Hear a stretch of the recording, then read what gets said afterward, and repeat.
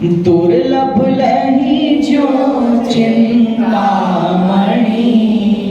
त्यों पर्याय लही त्रस्तणि। लट पिपील अली आदि शरीर, घर घर मर्यो सही बहुपीर। अब क्या कह रहे हैं? वो कह रहे हैं कि इस दुनिया में जितना कठिन है एक ऐसे रत्न का पाना। कैसा रत्न? जिसका नाम है चिंतामणि रत्न। मतलब आप उसके सामने जो सोचो, बोलो नहीं, दिखाओ नहीं, लिखो नहीं, आप जो सोचो वो मिल जाए, इसको कहते हैं चिंतामणि रत्न। तो ऐसे किसी रत्न जो सिर्फ हमारी कल्पनाओं में ही है, ऐसे रत्न को पाना जितना कठिन है, दुर्लभ है, क्यों पर्याय लही त्रस्त। मनुष्य पर्याय नहीं, इतना कठिन त्रस्त पर्याय पाना है। त्रस्त पर्याय मतलब स्टार्टिंग कहां से है? दो इंद्रिय से, जिसके पास टच सेंस है और टेस्ट सेंस है। समझ में आई बात? तो इतनी कठिन दुर्लभता किसकी बताई जा रही है? दो इंद्रिय त्रस्त पर्याय की। ठीक है, पहली लाइन समझ में आई?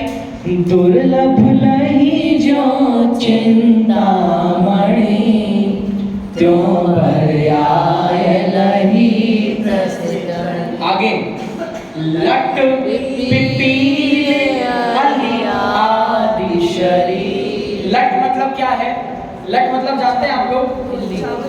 इल्ली। इल्ली भी बोलते हैं। लटें जो अनाज में बहुतार हो जाती हैं, ये जो लटें होती हैं, ये दो इंद्रिय जीव हैं।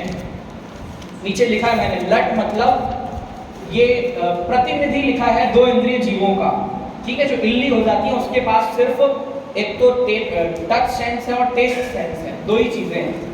तो फिर इस जीव ने दो इंद्रिय गति में जाकर, दो इंद्रिय पर्याय में जाकर कितना समय बिताया। फिर इसके बाद पिपील मतलब चींटी, पिपीलिका चींटी। तो फिर कितना समय चींटी आदि तीन इंद्रिय, चींटी के पास तीन सेंसेस होते हैं, स्मेल भी होता है उसके पास। हाँ जी, हाँ। तो टच सेंस, टेस्ट सेंस और स्मेल सेंस, चींटी के पास तीन। तो ऐसे तीन इंद्रिय पर्याय में फिर कितना समय बिताया।